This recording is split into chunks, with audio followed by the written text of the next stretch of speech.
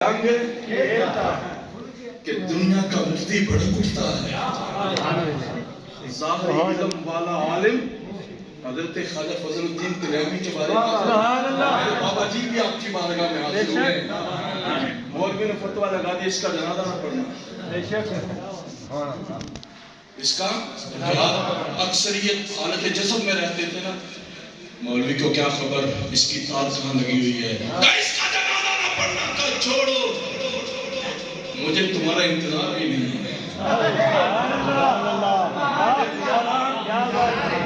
اور میں توڑے تے بیٹھے نہ بھی نہیں، میں توڑے تے بیٹھے نہ بھی نہیں۔ فرمایا میرا جنازہ پڑھنے کے لیے فقیر بولا ہے کہ میرا جنازہ پڑھنے کے لیے کیلی سے قافلے آئیں گے اور میرے جنازے کی امامت کے لیے ایک ساتھ سوار آئے گا۔ گولڈے سے حضور کی آل کا شیر چلتا ہے، کیلی سے قافلہ آتا ہے، جنازے میں شامل ہوتا ہے، اور حضرت پیر میر علی شاہ گھوڑے پر سوار ہو کر جنازے کی صفوں کو درست کرتا ہے۔ یہ کبھی کبھی ایسے رنگ کھیلتا ہے کہ عالموں کے ہوش اڑ جاتے ہیں۔ حضرت خضر نے کہا جو میں کروں گا وہ آپ دیکھ کر صبر نہیں کر پائیں گے، آپ بول اٹھیں گے۔ آپ کیا کریں گے؟ اے میرا بدسندہ قرآن ایک وقت خاص وقت واسطے کتاب نہیں ہے، قیامت تک آن والے ہر بندے واسطے راہ ہدایت ہے۔ نہیں انشاءاللہ میں تسی صبر کرنا نہ پاؤ گے، میں لے کے چلو میں نال ہے لے کے چلو تو صحیح۔ کشتی میں سوار ہوئے، نئی کشتی تھی، حضرت خضر نے پھٹا کھیل دیا، پھٹا بولو تھوڑا سا پھٹا، کیونکہ اس وقت تک حضرت موسیٰ علیہ السلام کے پاس وہ علم قرآن ہے، آپ بلا جھجک کہیں اس وقت تک وہ علم نہیں تھا۔ پھٹا اکھیڑا تو حضرت کلیم اللہ بڑک اٹھے، کہا کیا کر گئے ہو؟ ساتھیوں کو ہی مارنا چاہتے ہو؟ کہا تھا نا تم بول پڑو، کہا تھا نا آپ سے رہا نہیں جائے گا، اچھا اب نہیں کروں گا۔ یہ قرآن کے لفظوں کا ترجمہ ہے، میں کوئی خطابت کے رنگ نہیں دکھا رہا، اچھا اب نہیں بولوں گا، اب چلتے ہیں آگے گئے۔ خوبصورت بچہ تھا، اس کی گردن کو مروڑ کے قتل کر دیا گیا۔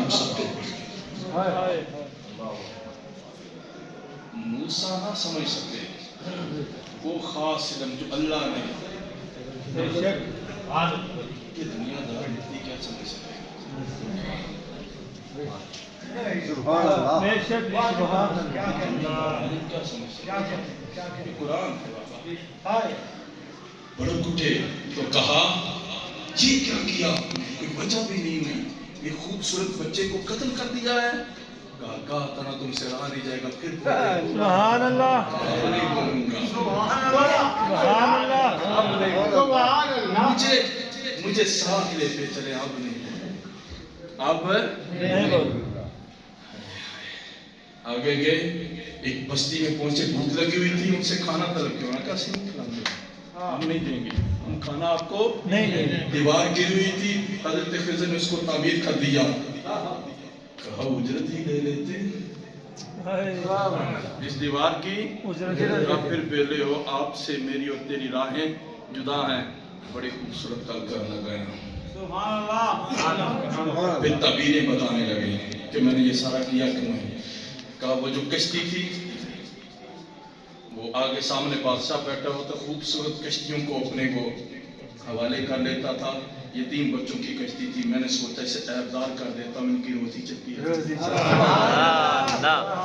کی روزی کہا وہ جو بچہ سبا کیا قتل کیا تھا، اس کے والدین مسلمان تھے، اگر وہ جمع ہوتا سرکشی کرتا اور اپنے باپ اور ماں کو بھی اسلام سے پھیر دیتا، میں نے اسے قتل کر دیا، ہم نے چاہا کہ اللہ اسے بے بدل عطا کر دے۔ آگے گئے، دیوار کو تعمیر کیا، قرآن کہتا ہے ان کا باپ نیک آدمی تھا، ان بچوں کا باپ آخری میرے جملے ہیں، ان بچوں کا باپ نیک تھا۔ یہ تفاسیر صاحب تفاسیر لکھتے ہیں ان کا اپنا باپ نیک آدمی نہیں، جس کی وہ اولاد تھے وہ نیک آدمی نہیں تھا. کہا ان کی نوی پشت میں ایک نیک بچہ گزرا تھا. اس کی وجہ سے اللہ نے ان بچوں کی دیوار کو خزانے کی حفاظت کے لیے حضرت خضر کے ذریعے دیوار کو تعمیر کروایا. او بابا بنی اسرائیل کے بچے ہوں اور ان کی نوی پشت میں نیک آدمی ہو تو ان کی حفاظت کے لیے رب خضر کو بھیجتا ہے. تو اس شہزادے کی صدارت میں بیٹھے ہوئے ہو جس کی تیسری پشت میں کھولنے کا مجدد کام ہونے کا بھائی اس کی دوسری پشت میں امام العارفین ہے. سبحان اللہ. جس کی تیسری پشت میں غریب النواز ہے. جس کی چوتھی پشت میں موڑے کا تاجدار ہے.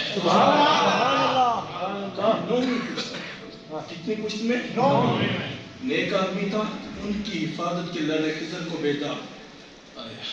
آخری بات پھر تصوف کی بات کو بڑا سمجھایا حضرت خضر نے. جب بات کی نا کہ میں نے وہ کشتی کے پھٹے کو کھیڑا تو اپنی طرف نسبت کی کیونکہ بات عیب والی تھی. بات ہے تو جب عیب کی بات آئی صوفی کے مرتبے سمجھا دیے حضرت خضر نے. کہا میں نے اس کشتی کے پھٹے کو کھیڑا تھا تاکہ وہ کشتی ان بچوں کی حفاظت میں رہے. جب بات آئی نا بچے کو ذبح کرنے کی قتل کرنے کی اور پھر اس کا نعم البدل خدا سے کہ ان کو اللہ نعم البدل عطا کرے ان کے والدین کو اس بچے کے بدلے میں. تو پھر حضرت خضر علیہ السلام کہتے ہیں ہم نے چاہا. کیا کیا؟ ان کی باتیں دو آگئی تھی. ایک عیب کی تھی اور ایک بات نیکی کی تھی. ایک بات قتل کرنے کی تھی اور ایک بات نعم البدل کی تھی. قتل کرنے کی نسبت اپنی طرف کا دی, نعم البدل کی نسبت اور جب بات آئی دیوار کو تعمیر کرنے کی تو اس میں بلائی ہی بلائی تھی. تو کہا موسیٰ تیرے رب نے چاہا.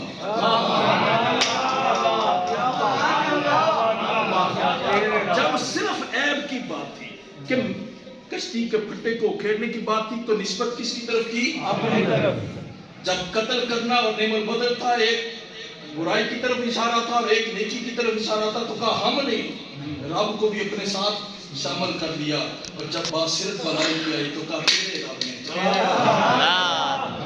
تین نسبتیں تین سمجھا دیے. ایک ہے تفرقہ, ایک ہے جمع اور ایک ہے جمع الجمع. جب برائی کی بات آئی تو اپنی طرف نسبت کر لی. کہا یہ میں نے کیا ہے. جی تو وہ دی گل آئی سارے لوگ یہ وہ بارگاہیں ہیں, یہ وہ خانقاہیں ہیں. میرے جیسا حقیر بندہ اور کائنات کا سب سے حقیر انسان آپ کے سامنے کیا گفتگو کر سکتا ہے. عظیم لوگ ہیں جو دور دراز سے چل کر خالصتاً اللہ کی رضا کے لیے ایک اللہ کے محبوب بندے کی بارگاہ میں آئے بیٹھے. آپ عام لوگ نہیں ہیں, آپ خاص لوگ ہیں. اللہ رب العزت ہم سب کو اس در کا فیضان عطا فرمائے اور ہم سب کو اس در کی پکی اور سچی غلامی نصیب فرمائے. اور صرف